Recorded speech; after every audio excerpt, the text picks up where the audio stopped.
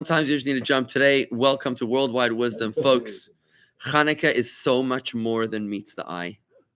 Chanukah can easily seem as some sort of a shopping incentive to get everybody into the black, to get all the retailers into the black somehow at the end of the fiscal year. But really, Chanukah is absolutely profound. And today we're going to go pretty deep. So just a warning, okay? A little deeper than yesterday. Well, it's just a continuation of what we learned yesterday. The idea is like this. Jacob. Where does Jacob prosper? Does Jacob prosper in his comfortable home in the promised land? Or does he prosper when he's uncomfortable in the home of the wicked father-in-law Lavan that's trying to rip him off every time he turns around? I want you to use that as a powerful paradigm to be able to understand a profound mystical truth of the universe. Where you are most comfortable is not where you're needed. And where you are needed, you will not be most comfortable. Got that? He's leaving. Where you are. What? That's like the story, little man's across the street, Sale Street in Chicago, gets hit by a car, and it's wintertime, and someone comes over and puts a blanket on him and says to him, "Are you comfortable?" He says, "Comfortable? I don't know. I make a living." Are you comfortable? Okay. So here's the point, guys. So where you are comfortable is not where you're needed. And where you're needed, you probably won't be comfortable. And I look in my own life as Chabad rabbis. Where do you think Chabad rabbis are most comfortable? We're most comfortable in 770 in the Rebbe's shul. The Chassid wants to be near his Rebbe, listening to the Rebbe's teachings. You want to be at the ends of the earth. You want to be in Antarctica. You want to be in Vladivostok. You want to be in Siberia. You want to be in China. Oh, we don't want to be there, but that is where we're needed. Palm Beach Gardens, right? That's where we're needed, and that's therefore where our destiny lies and where we will experience our prosperity. It's true of Chabad rabbis. It's true of every individual. Now, we spoke earlier of an example of a marriage. Now, you might be more comfortable not having kids, but when you have kids, you'll be taxed. Your time will be taxed. Your attention will be taxed. Your resources are taxed. Yeah, your resources, right? And you think that, well, I'm not going to live the idyllic life that I thought I'm going to have. I walked into somebody's home this weekend, and I just noticed he was sitting on his couch, and his problem was trying to figure which book to read. And I salivated with what I saw, because in my house, it's where am I going to hide if I want to catch 5 minutes of peace, right? That's the big question, right? It's a totally different perspective, right? So when you have kids, you might not be so comfortable, but that's what your destiny is. And that's where your prosperity lies. King Solomon tells us this wisdom when he says in the verse at the very beginning of Kohelet, Ecclesiastes, the sun rises and the sun sets and it yearns for its place where it shines. The Zohar explains this is not a reference to the east, it's a reference to the west. That the sun yearns to set, and that's where it shines. The sun experiences its fulfillment, the S-U-N, experiences its fulfillment when it reaches its purpose, not when it expresses itself. Not in the east or in the middle of the day when it's expressing itself, but in the west when it's finished its mission.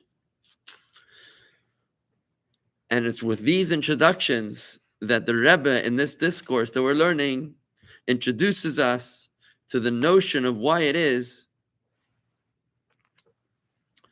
that God desired, like the setting of the sun, that God decided to hide his presence, like the setting of the sun, to create this physical world, this lowest physical world. Why is it called lowest?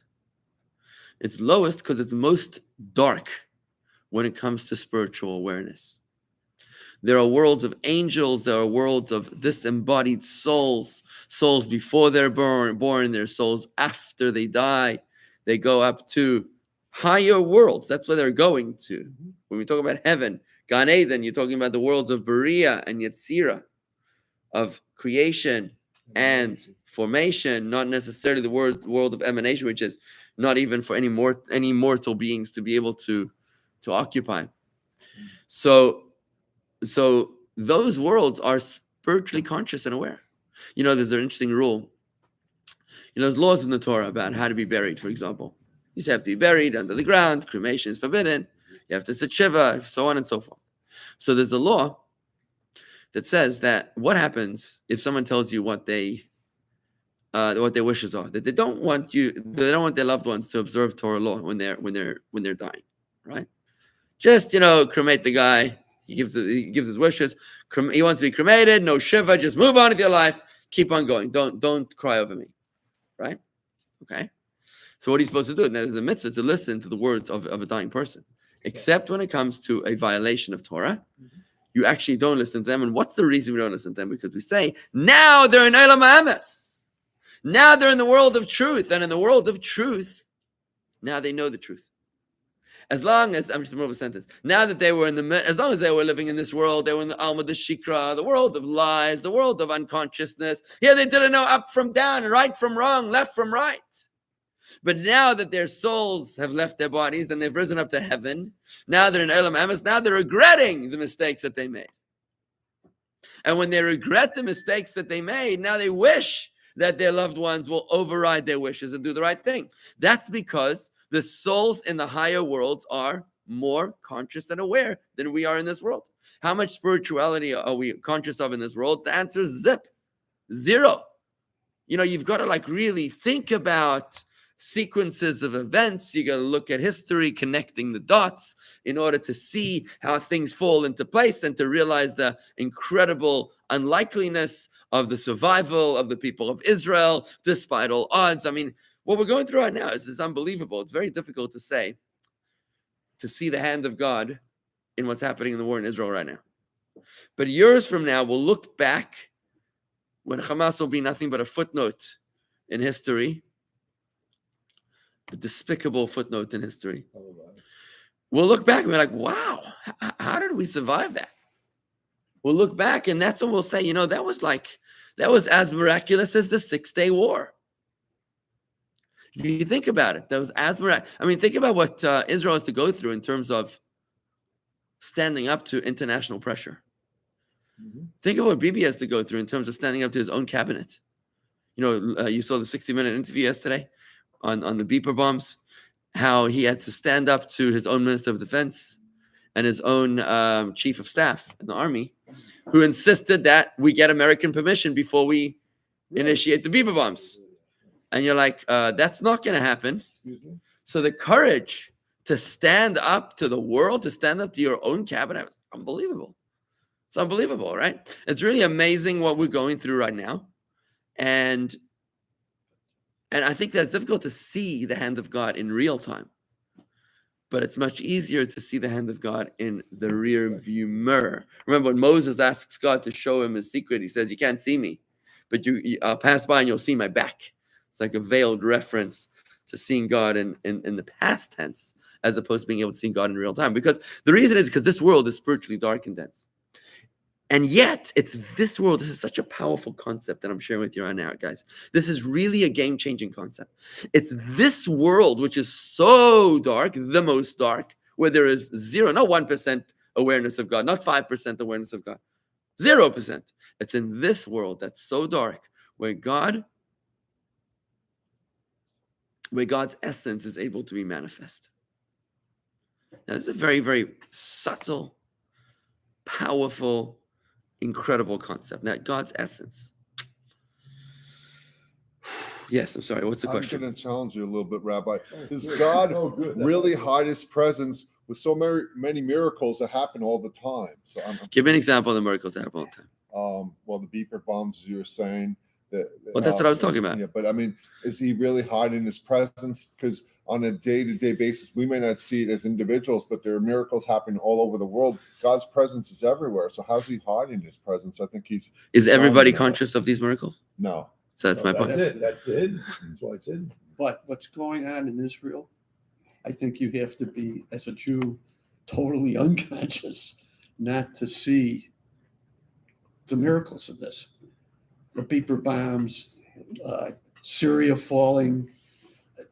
It's just, Look, if it's almost, I think if you wanted to be an atheist, Harvey, if you wanted to, you could attribute these events to military, to random, to internal conflict.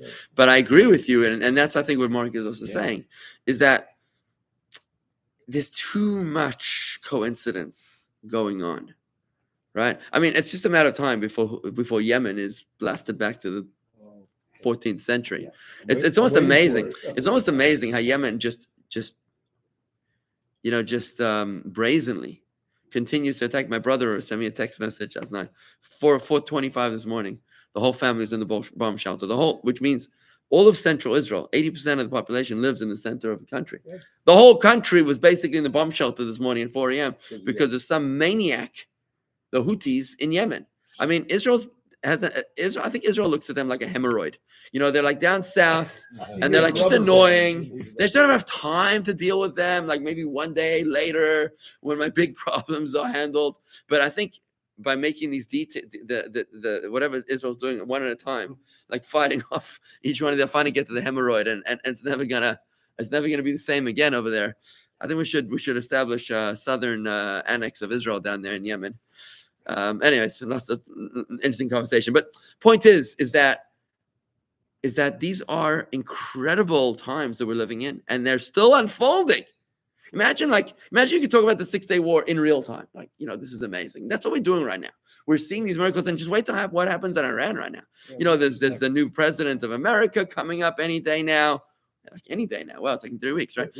And I mean, that's going to be like a change in the world order, and there's all sorts of interesting. I mean, the next 3 weeks, just think about that. What could happen on the last 3 weeks of what do they call it? Lame duck presidency, where the guy's on the way out. He has nothing to worry about. Yeah, I mean, listen, Obama did a lot of things in his last few days, and they weren't very good for Israel. If you remember that. These are very precarious days that we're going through. Very, very precarious days. I see Odette's mother is from Sana. I hope she's not there anymore. Okay, so Judy lived through the Yom Kippur and the 6-day war. Very nice. Very good. Yeah. Anyway, so what I'm saying is that we're living through miraculous times, and these miracles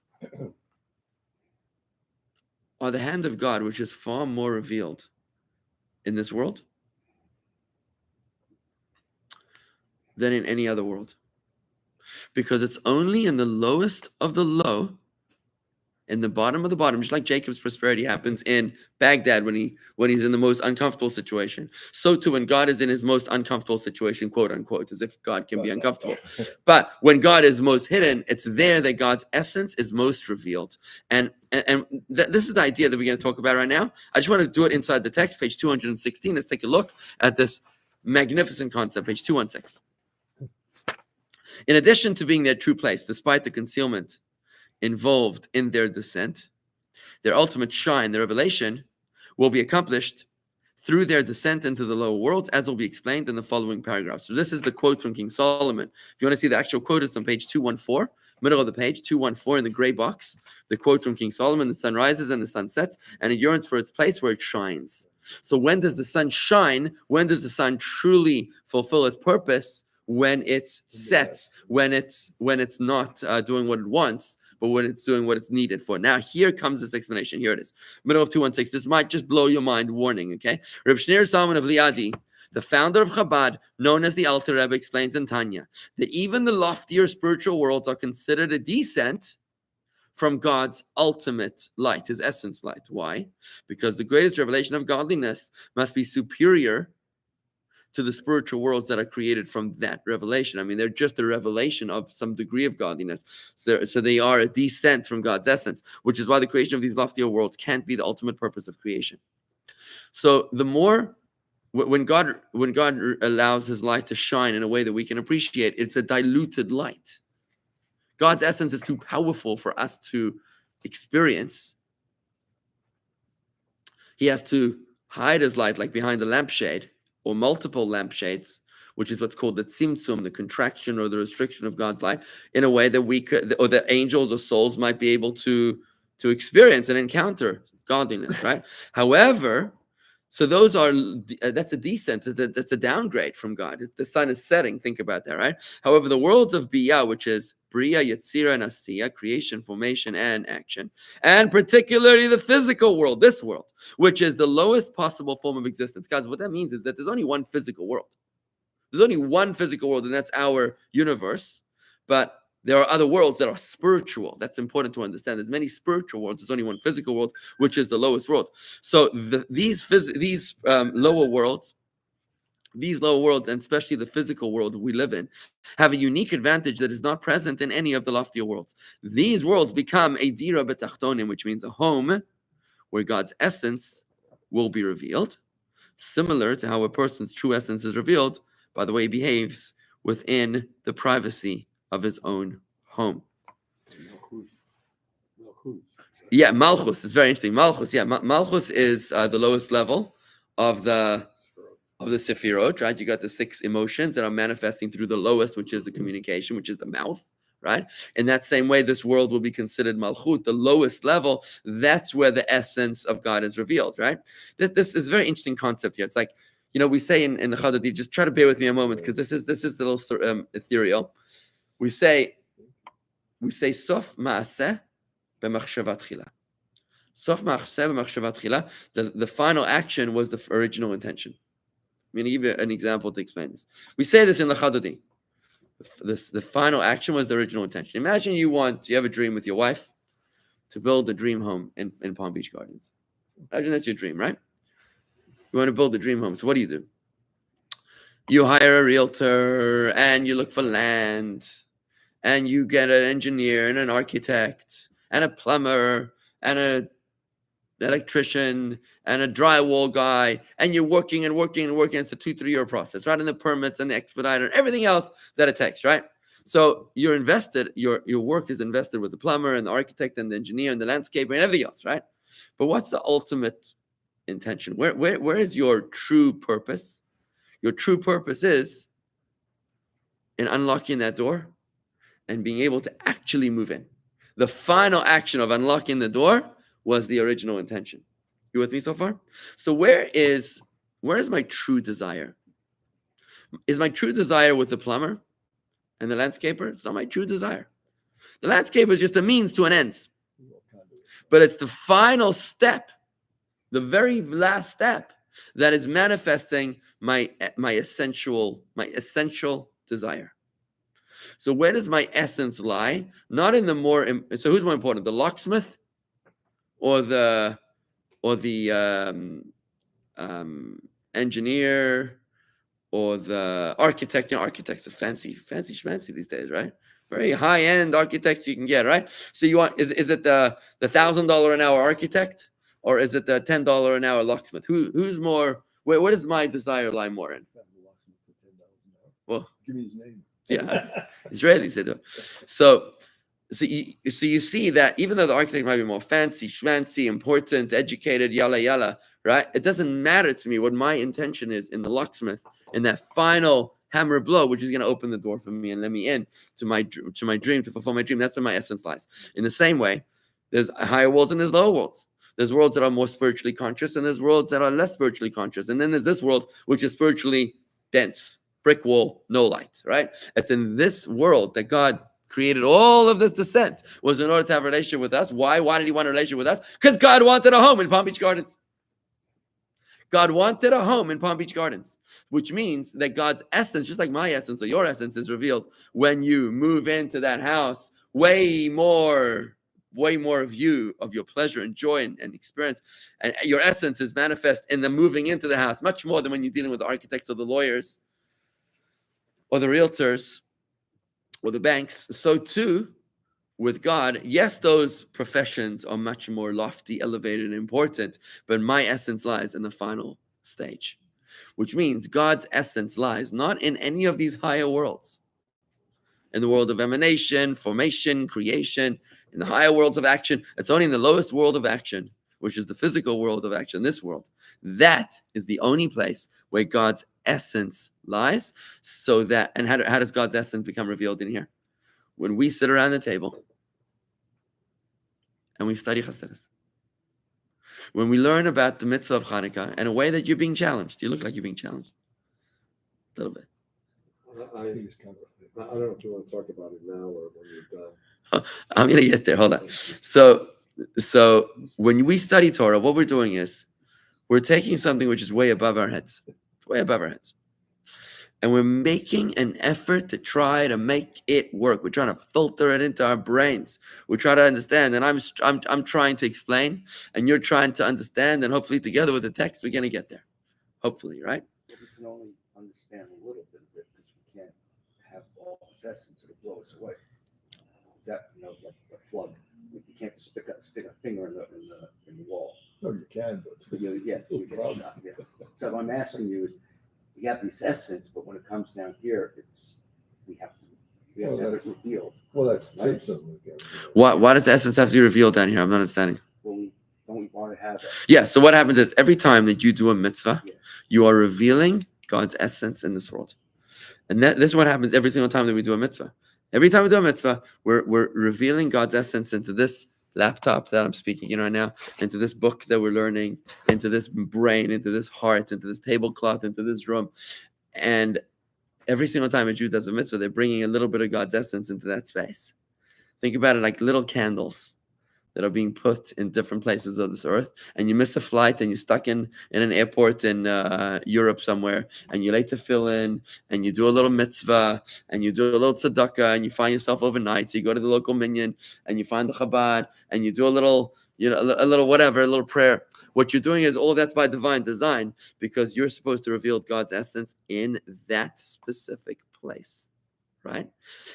Let's just continue this concept over here on page 217 as we elaborate. The connection between God's true essence and the lowest world, is seen in the fact that the lowest worlds below Atzilus, and especially this physical world, experience the feeling of having an independent existence. Only this physical world feels like it has an independent existence. It's an amazing concept. If you speak to an angel and you ask him, who created him? What's he going to tell you? Hashem. If you ask a soul that just died and ask him who created him, what's he going to tell you? Hashem? He's an Elam Emes in the world of truth, right? You ask a fellow Jew here and you say to him, who created you? Mom and dad. Please. Me.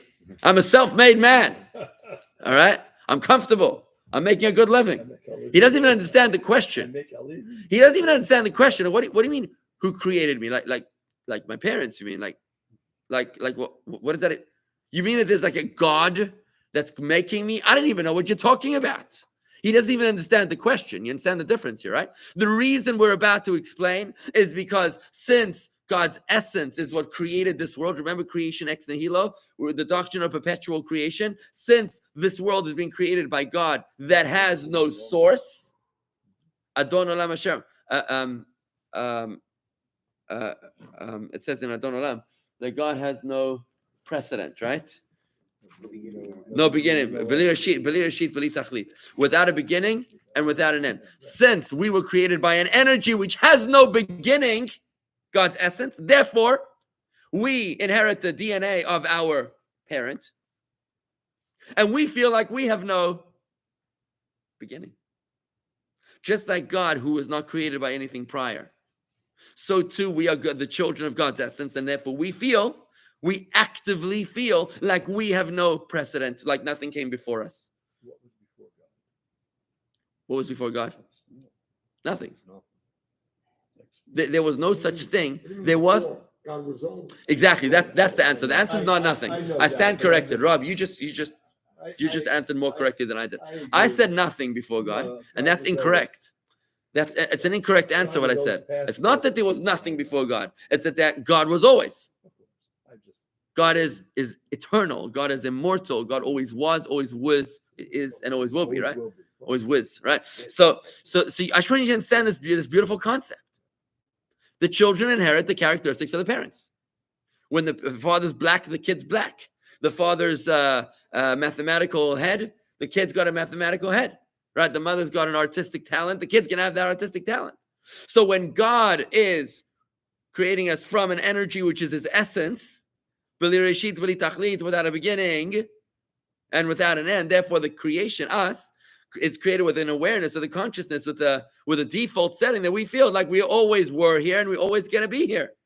That's what we feel like. We're never gonna die. We don't even talk about our mortality until we absolutely have no choice. Right? So take a look at this beautiful concept here, page 217. The connection between God's true essence and the lowest world is seen in the fact that the lower worlds, below Atzilus, and especially this physical world, experience the feeling of having an independent existence. Although this feeling is false, because there is no true existence other than Hashem, it results from the connection between God's essence and this lower world. Meaning, since God's essence is an independent existence, because God has no source, because he is the only true existence and does not depend on anything else for his existence, therefore, the lower world created by God's essence also feel that same independence, that they have an independent existence. And therefore, my friends, I want to just conclude this concept by saying, this is why it's when the sun sets that the sun shines. It's in the darkest part of godliness in this physical world, where godliness is completely unapparent. That's where you can shine and experience God's essence. So let's talk about this on a very practical level. The Muslims, the jihadists, they want to blow themselves up so that they can experience the pleasures of heaven. That's what they want. The Christians too talk about a better place. After someone dies, I mean, it's difficult to compare the Christians to the jihadists. Forgive me for that. I'm ideologically comparing a concept where heaven is better than earth in other faiths. Okay? Heaven is a better place than earth in other faiths, not in Judaism. You'll see why. In Christianity, when somebody dies, they say, well, they went to a better place. Jews do not say this because we don't believe that heaven is a better place. This earth is a better place. Darker, yes. More painful, yes. It's sunset here, folks. It's nighttime here. But this nighttime, says King Solomon, is where the sun will shine, is where your purpose will be fulfilled. It's only here that you can experience God's essence. Whereas in heaven, you can experience only a revelation of godliness, which means in heaven, you can experience godliness in a way that you can appreciate, in a way that's more comfortable for you. It's more revealed. It's more comfortable. But over here in this world, it's less comfortable. You don't see God anywhere. You got to be dealing with atheists and agnostics left, right, and center. Right? You got to be dealing with people that make fun of your faith. I used to walk to shul in my early years here, Chabad Rabbi. And every Shabbos, I used to walk like 2.25 miles to get to shul. It's hot. Every Shabbos, this punk walking by me. Like a punk, purple hair, earring, the whole skateboard situation, whatever. So we used to look at each other. And at one point, there was it dawned upon me that the same thing that I was thinking about him, he was thinking about me. You look weird. It occurred to me, we're thinking exactly the same thing about each other, right? So we're dealing in a world where, oh, you're religious? I'm so sorry. What did the rabbi do to you? Here in a world which is virtually dark and dense, this is where we're going to experience God's essence. And I want to just finish before your point, because I want to hear what you have to say. Just to close this out, we're now able to gain greater insight into why the Chanukah lights are after sunset. The purpose of kindling the lights of Chanukah is to light up the darkness of Biyah, Bria, Yetzirah, and Asiyah, which is after the setting of the sun of the world of emanation of Atzilus, by refining the physicality of the lowest worlds, which conceal the godliness within them, because we're lighting a light, right? We're lighting a holy light, a Chanukah light. We're able to bring out a revelation of godliness that is greater than the original source of these creations. By lighting up the night, we're connecting to God's essence, revealing God's essence, which is far more powerful than the spirituality, than the diluted godliness from whence they originate of these creations, and ultimately reveal God's essence by creating a dira betachtonim. Very, very powerful concept. Let's do this on air. What's your problem? So if you attribute God's essence as good, and whenever there's a favorable miracle, You say God reveals his essence. The 67 war, the 73 war are defeating Iran. But doesn't God reveal his essence when there's an October 7th, when there's a Holocaust, Look, when there's a pogrom? Maybe that's God's essence. so Because there's more of those over the history of the Jewish people going back to the Bible. Maybe God's essence is, you know what? I'm giving you every chance for 5,000 years. Every time you screw it up. Rob, you're asking an emotional question to an intellectual point, and let me explain. Yes, what you're saying is you're saying a protest. You're not even asking a question. You're just making a protest. No, I'm you're saying if God is in this world, then why are things not always good? Why do you attribute God's essence to? Let me explain to you what essence is. Let's discuss essence. Let's discuss essence for a moment. What's essence? If you had a choice, between experiencing your wife's essence or your wife's happiness, what would you rather? You have to tell me what essence is. Oh, that's right. Essence is. It's your nature. It's your everything. No, essence is non-manifest. Essence is non-manifest, which means when you speak to someone and they're telling you a story and they're laughing and they're joking or they're crying, what you're doing is that you're experiencing their light, their revelation. If they're sharing with you some wisdom, or if they're doing something with you, or if they're speaking, they're revealing a part of themselves to you, right? But when you're experiencing someone's essence,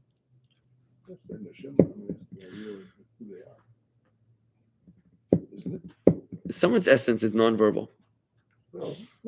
So, for example, essence is very, very difficult to talk about. It's impossible. You can't. The minute you give it any form of definition, you've already no longer in the simple essence. It's very this. By the way, I want you to know this concept, Rob, is a foundational idea in Chassidus to talk about Atzmus. Atzmus is God's essence, right? Just to be able to, there's actually an interesting story about two Chassidim. Then one Chassid asked another, "Can you describe to me God's essence?" So he says, "No, I can't. I can't describe essence to you because essence is indescribable." Right. The definition of essence is the most significant element, quality, or aspect of a thing or a person. The most significant element, quality, or aspect. It's the entire thing. Let me. You got to hear the story. You have to hear the story. So the Chassid asked the other Chassid, "So describe to me God's essence." And he said, "I can't, because at the moment I describe it, I'm going to be ruining it. I'm going to be defining it, right?" So he's no, but just give me something. Give me something to work with. I need something to understand God's essence. You're not talking about the essence of a tea bag. You're not talking about the essence of a book. You're not talking about the essence. You're talking about the essence of God, the essence of infinity, okay? Different to your definition over there in Google. It's different. The essence of infinity. So how do you define, how do you explain the essence of infinity? So he begs him and he begs him and he begs him. Eventually, the one being asked the question acquiesces it. He says, okay. And he says, Atzmus is, essence is. And as he starts talking, the guy gives it slap across the face. He said, what was that for? So he says, because you just messed it up. The minute that you said essence is, you already proved that you are not talking about essence anymore. It was a teachable moment. This was a learning experience, this encounter. Yeah. So let me just finish my point. I just want to answer your question. I want to try to answer your question. I want to attempt to answer your question by saying this. Essence is not something which makes sense. It says, when God's essence is at play, only good things happen. No. Oh, no. When God's essence is at play, it means God is present in a way that neither you nor I could ever possibly capture, grasp, comprehend, or appreciate. I agree with you. But then, if you accept that, then say, October 7th, God revealed his essence. Of course he did. Yeah. Okay. Anything that happens in this world is God's essence manifest. Never hear anybody say that. Because they don't know what God's essence is. Say, oh, Syria, look at what we've done to Syria. God hang on. We said all the time. We said every single day in davening. Who recreates every single day in his goodness, every single action of this world. We say it every single day. Every single day. By the way, what creates ex nihilo in his goodness? This is the word that we say in a siddur. Who recreates in his goodness every single day the acts of creation. So any single event that happens in this earth, from the fluttering leaf to the downfall of the Iranian regime is all a manifestation of God's essence. Now, God's essence is nothing that we can understand or appreciate. So it's not like we can say that in God's essence, everything is good. You know who tapped into God's essence? I want to explain this to you. Purim. Haman. Haman in the Purim story, and this is also very, very deep Hasidic discussions about why Purim is called Purim. Why is Purim called Purim? Purim is such a random, weird name.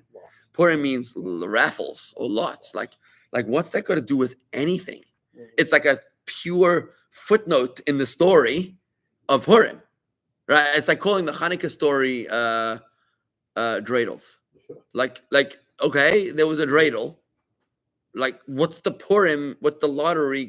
So Haman decided went to kill the Jews because he used a Ouija board or a raffle. Like, okay, so what? What's it going to do with anything? Chassidus explains like this. Raffles means that Haman understood that when it comes to God's revelation, that's when he favors the Jews. But if you tap into God's essence, in God's essence, he creates every single thing at the same time. Jew and non-Jew, sinner and righteous, right and wrong are all simultaneously created. In God's essence, there's no such thing as righteous or so sinful. And if you can tap into that zero gravity, Purim, raffles, randomness, lack of order, if you can tap into that energy, then maybe you might be able to manipulate a result which favors the anti-Semites. So then what is God's true essence? It's like the What's are you asking me the question that the chassid asked? How a person, Am I supposed to answer that question now? similar to how a person's true essence is revealed by the way he behaves within the privacy of his own home. Oh, okay. So how is God revealing his true essence within the privacy? Oh, beautiful. Of his own Now home? what you're doing is beautiful. Yeah. What you're doing is that you're looking at the minutia of the words of the discourse to try desperately to find some frame of reference, and that's perfect. This is how true study is supposed to evolve. Before I just get to that, I want to just give you one more example, which is a little more obvious in the text. In the text, we said that God's essence manifests in this world in our sense of independent existence, right? You see, that was easy to understand. So one thing which I can tell you about essence is that if you're essence, you have no prior cause. Prior cause. Like you answered beautifully to Marty's question. What was before God? And I incorrectly answered nothing, which is incorrect. Your answer was God always was and is and will be, right? So one thing which we do know about essence is that it has no prior cause. Nothing came before it. Therefore, how does that manifest in this world? In narcissistic beings. Beings that feel like they always were. Like we don't feel accountable to nobody. A Jew has to put on a yarmulke on his head to say, yes, I am accountable.